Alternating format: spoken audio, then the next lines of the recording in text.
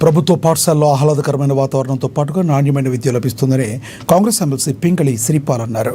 సోమవారం ఆదిలాబాద్ పట్టణంలోని PRTU-TS సంఘంలో ఈ సమావేశంలో పాల్గొన్నారు. ఆయన తెలంగాణ మోడల్ స్కూల్ బోర్డు వచ్చినా సార్ జవాబు ఎమ్మెల్సీ ప్రసంగం తర్వాత వరుస క్రమంలో వీర్చి సన్మాన దృష్ట్యంగా భావిస్తున్నాం. సోమవారం ఆదిలాబాద్ పట్టణంలోని PRTU-TS సంఘ భవనంలో జరిగిన కార్యక్రమానికి ఆయన హాజరయ్యారు.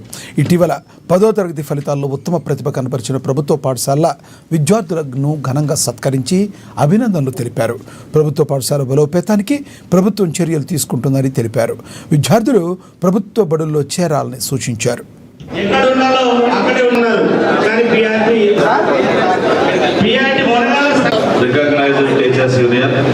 తెలంగాణ స్టేట్ ఆదిలాబాద్ జిల్లా శాఖ ఆధ్వర్యంలో ఈరోజు SSC పరీక్షలో అత్యుత్తమ ఫలితాలు సాధించిన విద్యార్థులకు అవార్డుల ప్రధానోత్సవ కార్యక్రమానికి మీరు ఇప్పుడు 10వ తరగతి ఫలితాలలో విజేతలుగా నిలిచి ఇవాళ జిల్లా స్థాయిలో ఈ అవార్డు తీసుకోబోతున్నారు.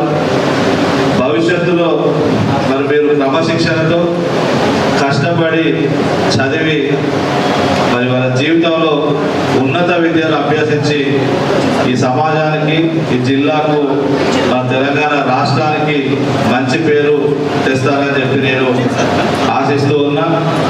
మీరంతా కూడా నిజంగా కూడా మీ పిల్లల్ని ప్రభుత్వ పాఠశాలలో చదివించిన తల్లిదండ్రులందరికీ కూడా నా అభినందనలు తెలియజేస్తా ఉన్నా. ఒక మంచి తెలివైన నిర్ణయం తీసుకొని మీరు ఇవాళ ప్రభుత్వ యాజమాన్యాల్లో పనిచేస్తున్నటువంటి ఈ పాఠశాలలో చదివించారని చెప్పి నేను అభిప్రాయపడతా ఉన్నా.